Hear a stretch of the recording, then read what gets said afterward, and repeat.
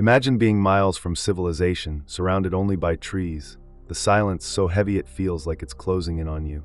No roads, no neighbors, no phone signal, just you in the dark woods. The night falls fast, and the shadows stretch closer with every passing moment. You think you're alone in your cabin, but the forest doesn't always stay empty. Sometimes something else is there, watching, waiting just out of sight. These stories aren't made up. They are real. 3 true accounts of people who thought they were alone until they weren't. What would you do if you found yourself in a place like this? Would you stay or run? But before we get started, here's something strange. Most viewers make one huge mistake. They leave without subscribing. Don't be one of them. Hit that subscribe button now, because tonight's journey into the darkness is just the beginning. These stories are only going to get more terrifying, and trust me, you won't want to miss what's coming next. Now, I want to hear from you. Where are you watching from, and what time is it there? Let me know in the comments below, because the night is only getting started, and the horror is about to unfold. Isla arrived just as the sun was beginning its slow descent, the sky fading into soft shades of orange and purple behind the thick line of trees. The cabin was tucked away at the end of a long, winding dirt road, far from any sign of life, far from the city's hum and rush. It stood alone, weathered and worn by time, its wooden frame stained a deep brown, roughened by years of wind and rain. The porch creaked under her boots as she stepped forward, the old floorboards groaning beneath each careful step.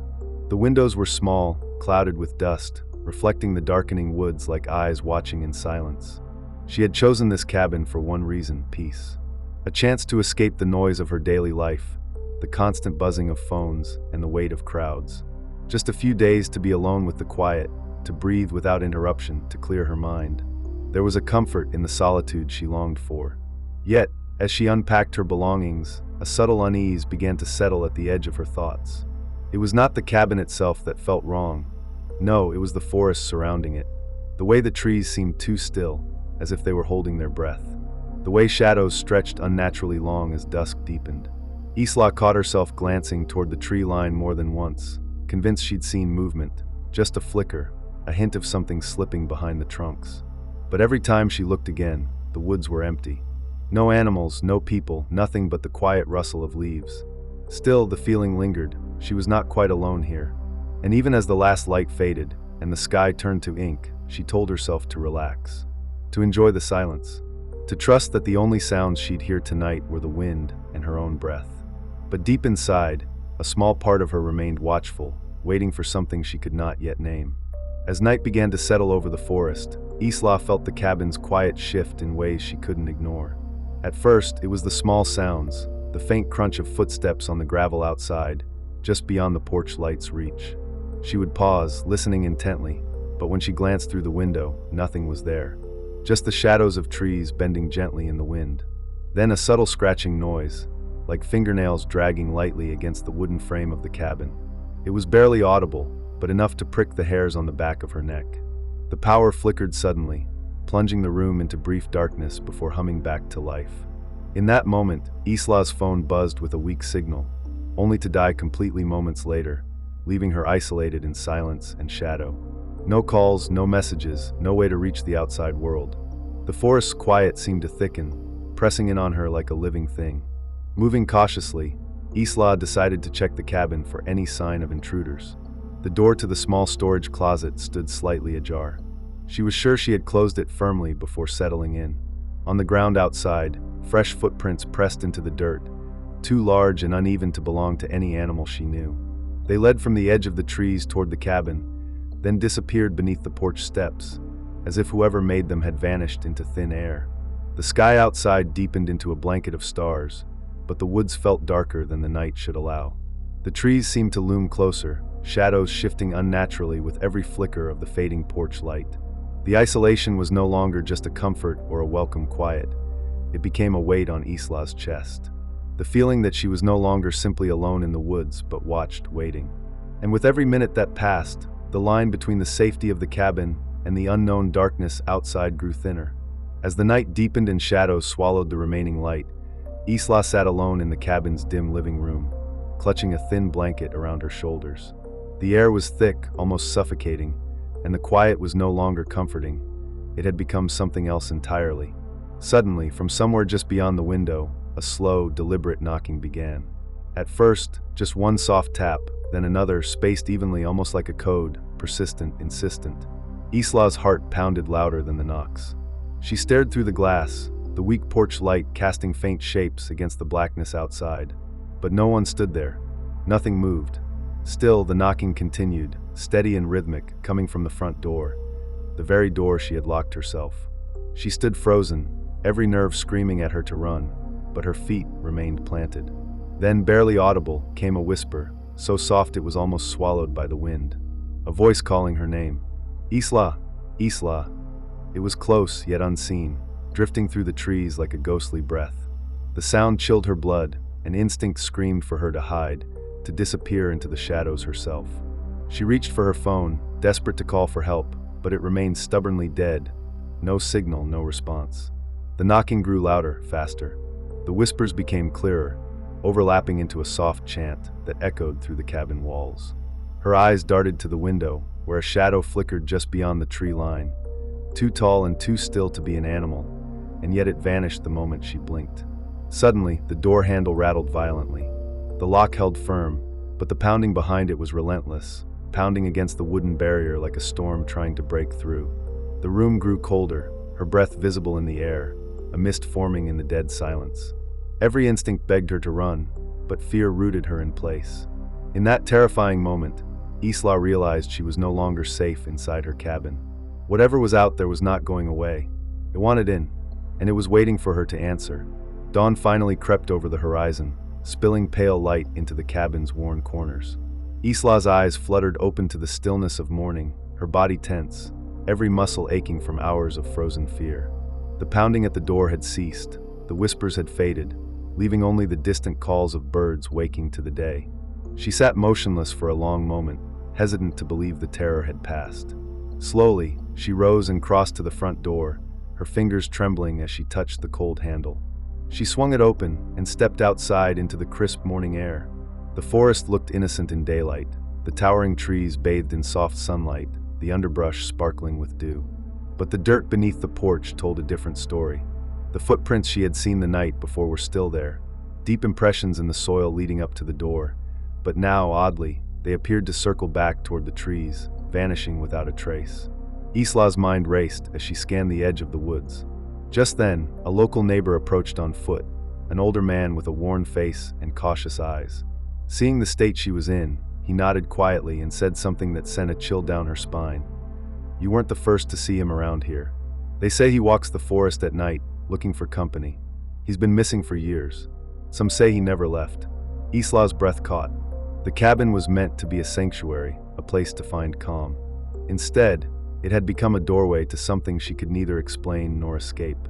She left that place as quickly as she could, the feeling of being watched never truly leaving her. And though she never saw the figure again, late at night, when the wind shifts just right, she swears she hears the faint sound of footsteps circling outside, waiting, watching, calling her name. Miles away from any town or neighbor, a man named Caleb had chosen a remote cabin deep within a dense forest.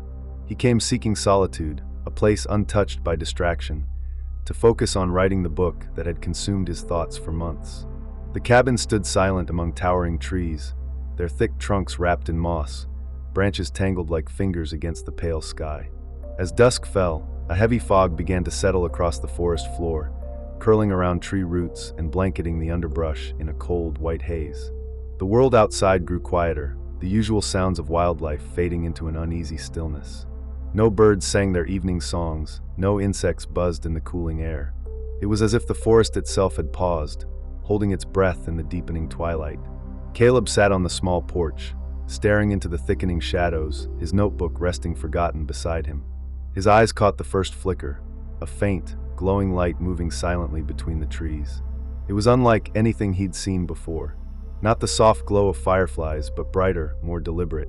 Small points of light bobbed and shimmered, drifting through the fog like distant lanterns carried by unseen hands. The lights pulsed gently, shifting in color from pale blue to a ghostly white. Caleb rubbed his eyes, unsure if fatigue was playing tricks on him. But the lights remained, weaving through the dense woods with a strange, almost purposeful grace. They seemed to follow no path, yet they drew closer with each passing minute, flickering just beyond the reach of the cabin's porch light. Despite the peaceful isolation he had hoped for, Caleb felt a prickling at the back of his neck. The forest, once inviting in its quiet, now whispered secrets he couldn't understand. And those lights, they weren't just reflections or tricks of the eye. They were watching, waiting. As night deepened, the strange lights continued their silent dance through the fog-shrouded forest. Caleb watched from the cabin window, his curiosity tangled with unease. The orbs moved with an eerie intelligence, drifting closer and then retreating, never fully revealing themselves but never disappearing either. At times, they flickered brighter, as if responding to his gaze. His dogs, usually calm companions, grew restless, pacing and growling toward the dark woods, as if sensing a presence invisible to human eyes. Outside, the wind whispered through the trees, carrying faint sounds that could have been distant voices or simply the rustling of leaves. The boundary between natural and unnatural seemed to blur. Each morning, Caleb found new signs, small piles of stones arranged in deliberate patterns around the cabin's perimeter, none of which he had placed. Sometimes, thin branches were woven into strange shapes, hanging from tree limbs like silent warnings. The forest was changing, or revealing itself in ways he had never imagined. Driven by a mixture of fear and fascination, Caleb tried to capture the lights on his camera, but the footage showed nothing but faint orbs and shadows that flickered and vanished whenever he tried to focus. The more he recorded, the more he felt watched, as if unseen eyes followed his every move. One night, as he stepped outside, the fog thickened around him like a cold blanket. The lights gathered, surrounding the cabin in a pulsating glow.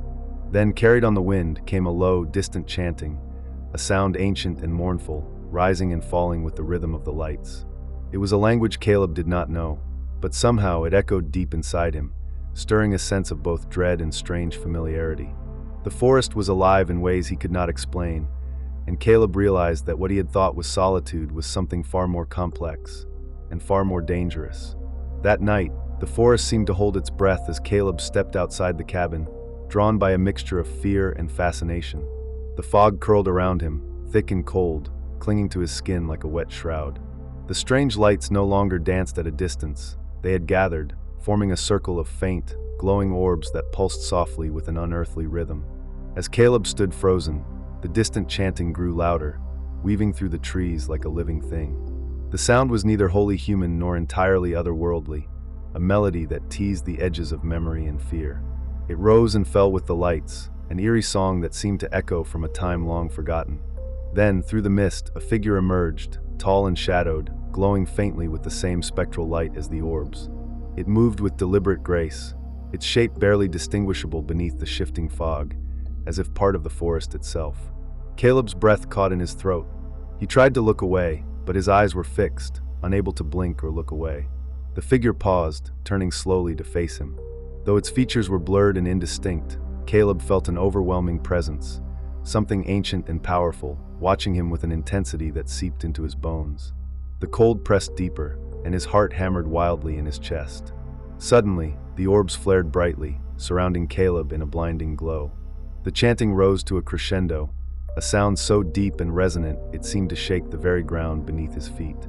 Then, as quickly as it had come, the light vanished. The figure disappeared into the fog, leaving Caleb alone in the silent forest once more. He stumbled back to the cabin, shaken to his core, knowing that whatever he had witnessed was beyond explanation. The forest had revealed itself, and Caleb was left wondering whether he had been chosen or marked. Morning broke with a fragile light, spilling pale hues across the mist-covered forest. Caleb sat at the edge of the porch, his hands trembling slightly as he stared into the woods that now seemed different, uncharted and alive with secrets he could no longer ignore. The strange lights had vanished with the dawn, but their presence lingered in the cold air, like a shadow that refused to fade. Days passed, and Caleb found himself unable to shake the feeling that something had changed within him. The chanting, the glowing figure, it was as if the forest had whispered a message directly into his soul, one he could neither understand nor forget. His camera recordings showed only flickers of light, strange patterns that defied explanation, and moments where the fog appeared to twist unnaturally, as if the forest itself was breathing. Locals in the nearest town spoke in hushed tones of old legends, stories of spirits who guarded the woods, appearing as flickering lights to those who wandered too close. They said these lights were not merely guides but warnings, signals to stay away or face the forest's judgment. Caleb left the cabin soon after, but the sense of being watched never fully left him. At night, when the world was quiet and the wind whispered through the trees, he could still hear faint echoes of that ancient chant, calling, beckoning, reminding him that some places are never truly empty, and some encounters leave marks that no sunlight can erase. Deep within the dense pine woods, far from bustling towns and paved roads, a couple named Mark and Elise arrived at a small cabin that had belonged to Elise's family for generations. They were eager for a quiet weekend, a chance to escape the noise and pressure of city life, to reconnect with nature and each other. The forest stretched endlessly around them, tall pines rising like silent sentinels, their dark green needles whispering softly in the wind. As they unpacked their bags and stepped inside the cabin, the first thing they noticed was the cold. Not the expected chill of early autumn, but a deep, bone-seeping cold that settled into the air and clung to the wooden walls. The firewood stacked near the hearth looked dry and ready, yet the room resisted warming, as if the cold came from somewhere beyond the cracks in the walls. Outside, the wind moved through the trees with a strange sound, more than just the rustle of leaves or the creak of branches. It was soft, almost like whispers carried on the breeze. Mark paused by the window, listening closely. It was difficult to make out words, but the tone was gentle, calling, as if the forest itself was trying to speak. Elise smiled nervously and joked about the stories her grandmother used to tell, tales of spirits that lived in the pines, whispering warnings and secrets to those who would listen. Yet, despite the warm fire she soon managed to kindle, the cold never quite left the cabin. Even as night fell and the sky darkened beyond the tall trees, an invisible chill lingered, settling deep in their bones. The feeling was subtle at first, a slight shiver, a sudden pause in breath, but it grew stronger as the evening wore on. For Mark and Elise, what began as a peaceful retreat was slowly becoming something else, something the quiet woods didn't want them to forget. As night deepened and darkness settled over the pine woods, Mark and Elise found themselves surrounded by a quiet far heavier than the absence of sound. It was then that the whispers began, soft and low, floating through the cabin like a faint breath. The words were impossible to understand, slipping through the air as if carried on a wind no one else could hear. Yet, the whispers were persistent, circling around the room, around them, always just beyond clear comprehension. At first, they dismissed the sounds as tricks of the mind or the natural creaks and groans of an old wooden cabin settling into the night. But soon, other signs appeared. Objects they were certain had been left untouched shifted slightly out of place. The subtle slide of a chair, a book resting at a different angle on a shelf, the faint disturbance of a curtain fluttering though the windows were closed. These small changes unsettled them, raising questions they dared not ask aloud. One night, Elise awoke suddenly, a chill crawling down her spine. Through the faint moonlight spilling in, she saw a dark shape standing silently at the foot of their bed. It was tall and still, an outline against the shadows. Heart pounding, she whispered to Mark, but he turned over without waking, brushing it off as a dream or fatigue. Alone with the shadow, Elise felt an unexplainable pull, a silent communication she couldn't ignore. The next day, while exploring the cabin's dusty corners, they discovered an old, weathered journal hidden beneath a loose floorboard. The fragile pages revealed the stories of previous occupants, people who had, like them, sought peace in these woods but instead found voices guiding them, whispering warnings and secrets. The journal spoke of nights filled with voices urging caution, of those who had listened and those who had not. For Mark and Elise, the line between the natural and the unknown was beginning to blur. The woods were alive with something ancient, and their retreat was turning into a struggle to understand the messages whispered through the pines. As the nights passed, the whispers grew louder, no longer just soft murmurs drifting through the pine needles, but clear voices that called Mark and Elise by name. The gentle rustling of leaves became a chorus of urgent commands, voices pressing closer, urging them to join the trees, to become part of the forest itself. The words echoed around the cabin, circling through the walls like a breathless wind that would not be ignored. One evening, Mark stepped outside into the dark woods, drawn by the relentless calling. Minutes stretched into an agonizing absence, and Elise's worry turned to panic. When he finally returned, Mark was different, his eyes vacant, his movements slow and unsteady. He wandered without speaking, unable to form words or respond to her desperate questions. The forest had touched him, changed him in ways Elise could neither understand nor fight against. The couple realized then that they could no longer stay. They packed hurriedly, fear driving every movement, every breath. But as they moved toward the car, the whispers followed, wrapping around them like unseen hands. The voices came from every direction, soft and insistent, a haunting reminder that the woods did not want them to leave. Even in the safety of their vehicle, the chilling words continued, fading only when the engine roared to life and they sped away from the cabin and the shadows beyond. Mark and Elise escaped the forest, but the echoes of the voices lingered, unseen, unshakable, a reminder that some places remember and some whispers never die. Weeks passed since their frantic escape from the cabin, but for Elise, the woods refused to release their hold. One evening, as she scrolled through her phone, she discovered something she didn't remember recording, a file, unnamed and unexpected. Hesitant, she pressed play. The faint sound of whispers drifted through the speaker, soft and persistent, repeating a chilling phrase over and over. "Stay with us, stay with us." Her heart raced as a cold wave washed over her. Without hesitation, she deleted the recording, desperate to erase the echo of that voice. But the whispers never truly left her mind. In quiet moments, in the stillness of the night, she could hear them again, gentle, coaxing, impossible to ignore. The woods had marked her, and the question remained. Had they really let her go at all? Or was she still part of their restless shadows, forever bound to listen to their quiet, endless calling? And just when you think the silence has returned, remember, the woods never forget. They hold their secrets close, waiting for the next visitor brave enough, or foolish enough, to listen. Which cabin story chilled you the most? Was it the footsteps in the dark, the glowing lights in the fog, or the whispers calling from the pines? Let me know your thoughts in the comments below. If you want to hear more true stories that will keep you awake at night, don't forget to like this video and hit that subscribe button, because tonight's journey into the unknown is only the beginning.